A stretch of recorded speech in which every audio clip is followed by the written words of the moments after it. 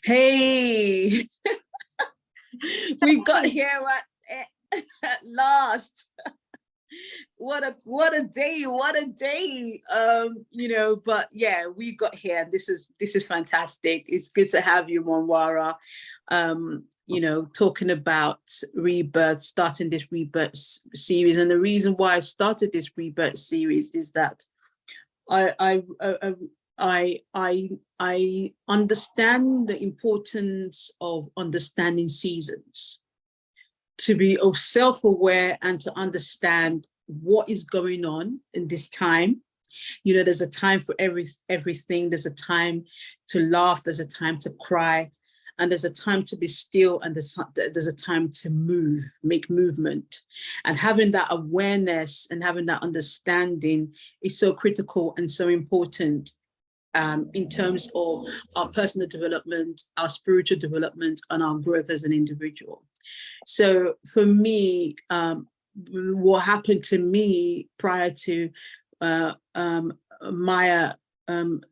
pregnancy loss experience was that I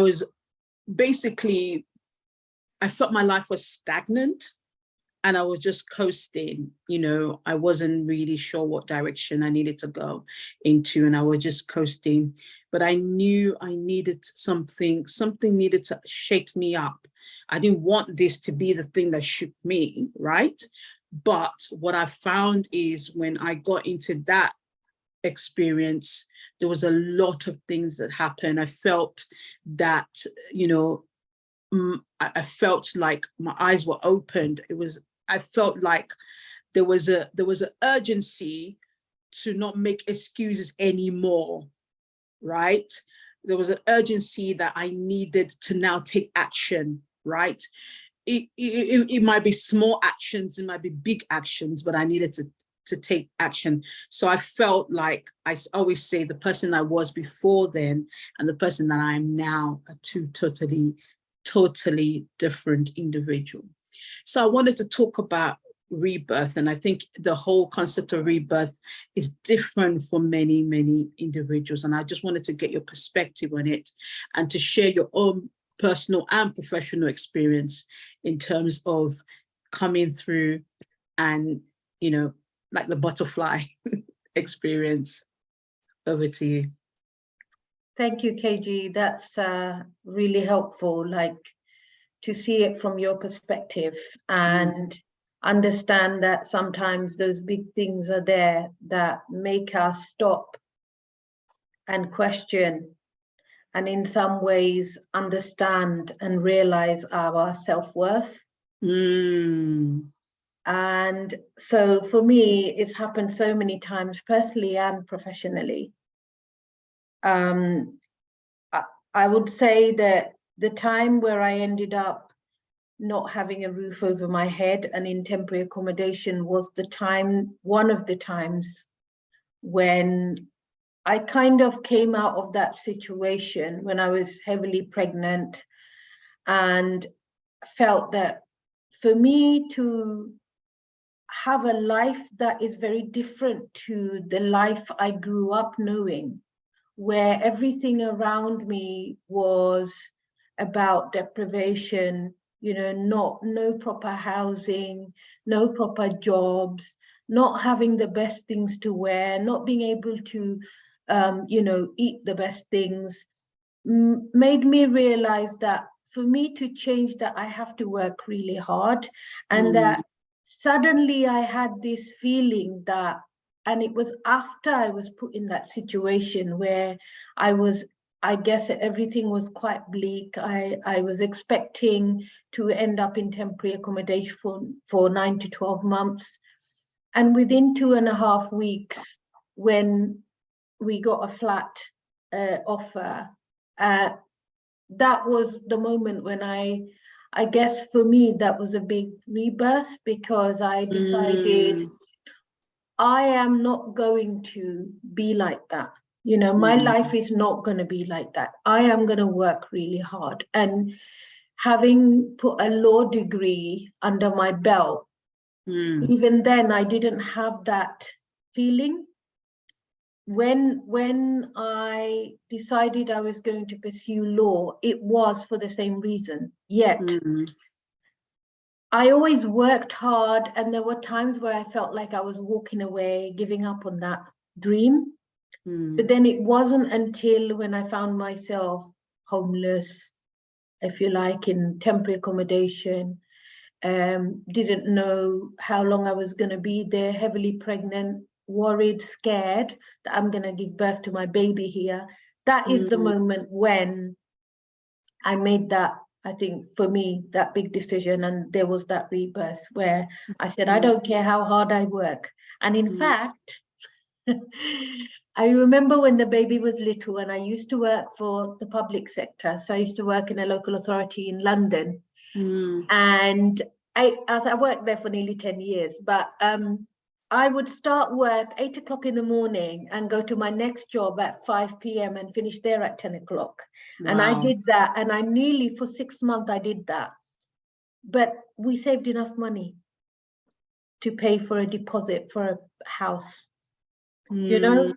So for me, that was a rebirth. But I do believe that there are many moments of rebirth. Yes. Major things do happen throughout our lives where, you know, you kind of rethink. And again, another example would be the 2020 pandemic for me. I would say up until then, I used to feel humility meant a woman should use her privilege and her ability to give someone else a platform. Right. But in 2020, I realized if we do that, then how do we fill the gap that has always been there growing up? I never saw anyone like myself on a platform, KG. So I thought, okay, so most of my life I'm waiting around for other people to lead. So if I lack a role model, then that means lots of people, women like me, lack role models. That means I have to be uncomfortable and put myself out there. There were those questions. I think anybody would rethink, what is my employer gonna say? What are other people going to think? But, you know, I've never really been, what can I say? That's never been a barrier for me. My barriers have been internal. My barriers have always been me feeling that perhaps I'm not good enough because I came from that council estate, because I didn't get a first-class law degree, because I didn't become, you know, the best criminal lawyer around, all of those things. So I guess I changed all of that because I decided that I have a social responsibility to make sure that other women like me see me as a role model. So that was a rebirth for me, in the sense that in April 2020, I became very ill. And I don't know till this day whether it was COVID. And I found myself in a lot of pain. I had to call an ambulance. The pain was on my neck, my back, my shoulder, both my arms. I couldn't move my fingertips even. And I think it must probably be the closest I've ever come to burnout. That's when I decided I stopped. And I stopped doing, because that forced me to stop. Yeah. And I started listening. That's when I realized, oh, but my team want me to do things. They don't want me to work so hard at work. They want to help me. They want to take more away from me. And actually, am I making them redundant? You know, what is it that I am doing? Because, you know, self-awareness, KG, I firmly believe is not just about knowing who we are. It's about reminding ourselves often, how are others viewing us? Because I think we often forget that.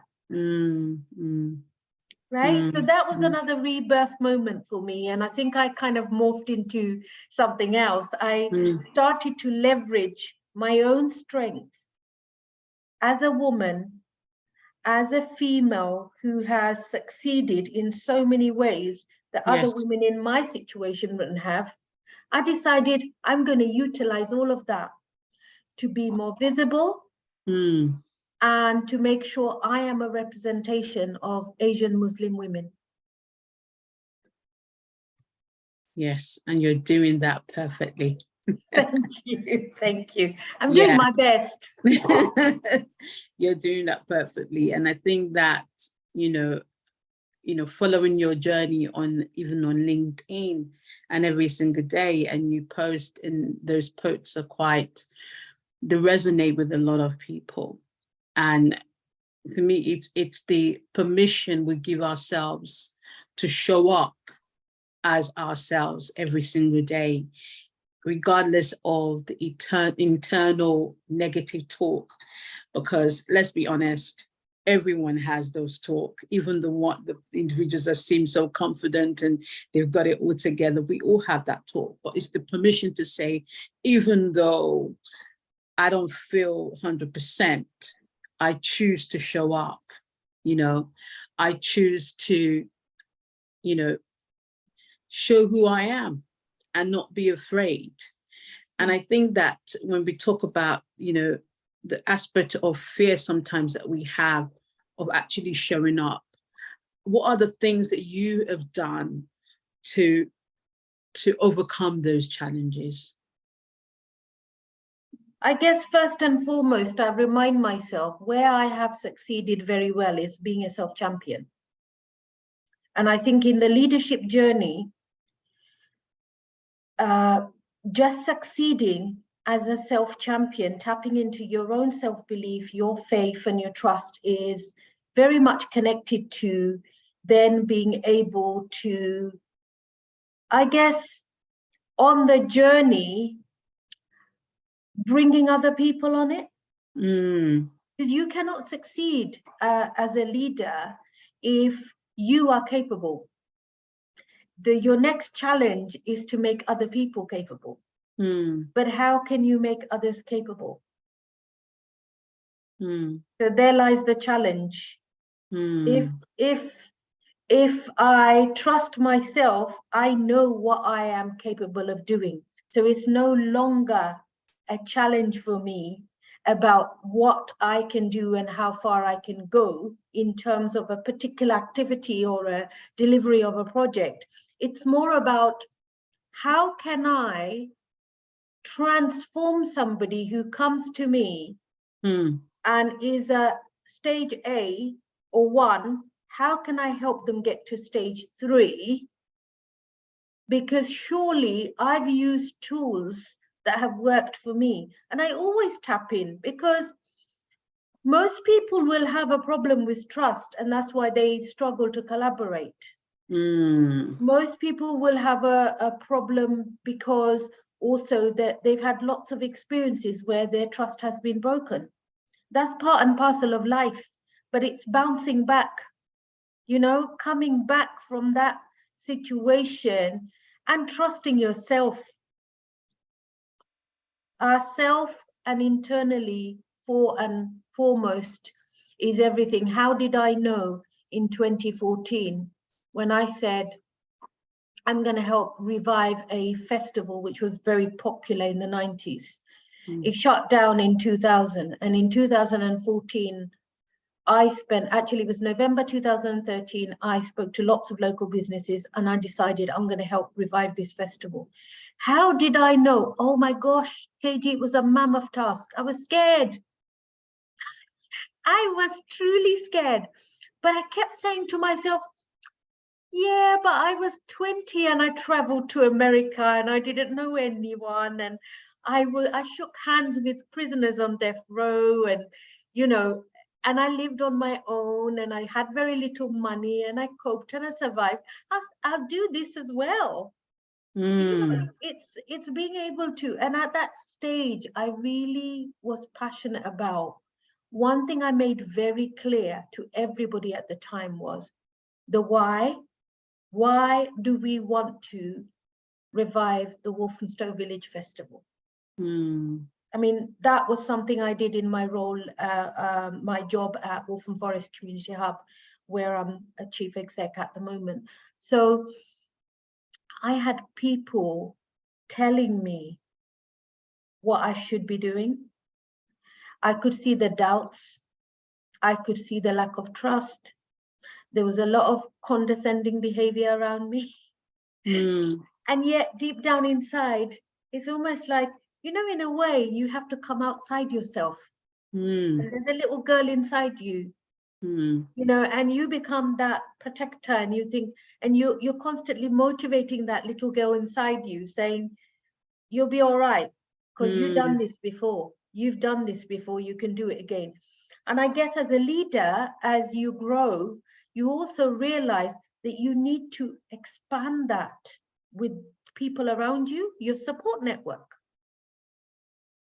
You know, when I was heavily pregnant and homeless, I didn't really have a support network. But I survived because I tapped inside, right? But I couldn't have achieved the Walthamstow Village Festival, which attracted 3,000 people on one day, had I not had the support of the people around me. So I guess in our leadership journey, no matter how better we get at tapping into our inner, you know, self-belief and faith and trust in ourselves, we need to then be able to emulate that outward. So, Yeah. and you do that by articulating your vision. Yes. And then it's your passion that people fall in love with. Yes. Yes. So yeah, I just had to share that example of when I was, you know, working at the community hub and the village festival, because that was very much professional. And at the time I got the leaders award from the local authority in recognition of that job. But, you know, I had so much support from local councillors and local residents. Yes. Yeah. And that just shows that it takes a village. It takes Absolutely. a village. It takes a village. If you want to get to the next level, it takes a village to get to that next level. And, you know, feeling the fear and still going ahead and doing it. Yes. You know, and that brings me to Stow Inspire CIC and what you're doing for that community and how you are, in a way, giving those women another chance. Hope, I think, is part of Rebirth as well. To have the hope to know that I don't have to be, I'm not, what's the word? I am not tied to this position. I can move forward, and giving those women those opportunities, I think that is incredible. And I just want you to tell me a little bit about that. What inspired that? What's behind that? Okay, so it probably goes down my why, back to my why. I guess my reason has always been, I believe that women have the ability and the power inside them to be leaders, but if they don't get the right support at the right time, you know, there's a lot of people that really struggle. So my mother never really had much support when she was struggling with her own mental health when I was growing up. And seeing that firsthand made me realize how and why women suffer so much. I think women's mental health, men's mental health is just as, you know, an important need that needs to be addressed. But in countries like Bangladesh, where I was born, women are extremely vulnerable. You know, they don't get jobs. A lot of young girls don't get as far as secondary education. They barely finish primary education, and parents will have them married off really young. So my friend Parvin, who's one of the founding members of Stow Inspire, she had this idea to build homes for widows and divorcees. So between us, we went to Bangladesh in November, and we have been doing it since 2017, but we raised money to turn, so most of these women live in shelters that are like really makeshift and can't weather most types of adverse weather conditions. So we turned their shelters into homes. Now, me being me, I believe I'm on a journey on this earth. And my journey is never going to stop until I, the fat lady, sing in my grave. So recently, I developed a team of young women who we are calling the Young Inspirers. And in fact, this weekend, I will be going live with them. Oh, fantastic. So this is a new team that I've created. And you know what, KG? When you know what you are capable of, you know how to also show people the light at the end of the tunnel. All I did was gave them some information about the 2-3 houses we want to build if we can raise £3,000 this year. And within minutes, all 7 girls signed up. And I said to them, here's what we're going to do. I'm going to be your mentor. And I'm going to give you all the tools and the guidance that you need to deliver this project. You need to organize a women-only event. And I've got a budget for you. This is the budget. Guess who's going to make the decisions? You are. Right? I will be your sounding board, but you will make the decisions. Because I do run the Trailblazing Leadership Program, KG, and that's only for specific types of women. But I also feel a responsibility to build the capacity of the next generation. You know, these are all Asian girls. One of them is my daughter, and then 6 other girls. And most of them said their reason for why they want to do it is, one, because other women will have fun, right? Another one said, majority of them said, because we want to help vulnerable women. Somebody else said, I want to make a difference. Yeah, it was really, really interesting catching this feedback at the early stage. So it'll be interesting to see what happens at the end. And of course, this could develop into a regular program for me in the future that I would love to connect with universities and colleges and put these programs, get young women through these programs and make them believe, yes, we can do it. It's possible. So that's the whole point. You know, you give people the power and see what the possibilities are. I think this is the problem at the moment, because leadership is not changing, because we are not giving, we're not handing over the power. So that's the Stowe Inspire project. The leadership program is very much something that I am passionate about, that I do.